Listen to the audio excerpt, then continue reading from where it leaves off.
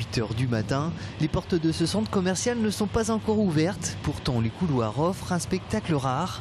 Un ballet de voitures de sport ayant tout un lien avec l'une des plus célèbres courses de voitures au monde. Les 24 heures, c'est une histoire qui a maintenant plus de 90 ans et qui fait partie du patrimoine mondial. La communauté allemande, la communauté anglaise, la communauté japonaise, la communauté américaine est très très représentée au Mans. Et je dirais même que le Mans est encore plus mythique dans ces pays-là, presque plus mythique qu'en France.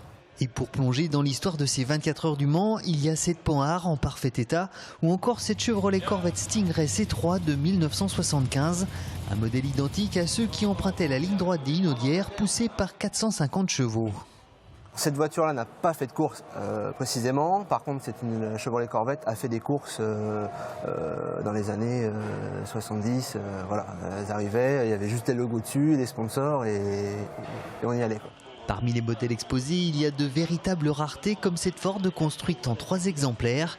Ici est présenté le seul encore en état de marche. À noter que le moteur est d'origine. Alors là, on est devant l'une des voitures mythiques de l'exposition, mythique dans l'histoire des 24 heures du Mans, puisqu'elle a été totalement conçue par Jean Rondeau, qui était un constructeur manceau. Et ce modèle-là, la M482, a couru au Mans entre 1983 et 1988. Toutes ces voitures ont été amenées par des particuliers à l'image de Gérard Ferré, qui a commencé sa carrière de pilote en 1963.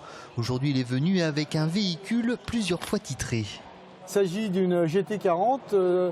C'est le modèle qui a remporté les 24 heures du Mans en 66, 67, 68 et 69, dont la dernière victoire au volant de Jackie Hicks. Le plus récent des véhicules présentés, c'est cet Audi RS6, un prototype conçu pour la piste qui développe entre 6 et 700 chevaux. Un médical car débridé qui en fait le break le plus rapide au monde et qui permet d'embarquer tout le matériel médical nécessaire pour les premiers secours. A noter que c'est la première fois que ce type de voiture sort de la piste des 24 heures du Mans et est présenté au public.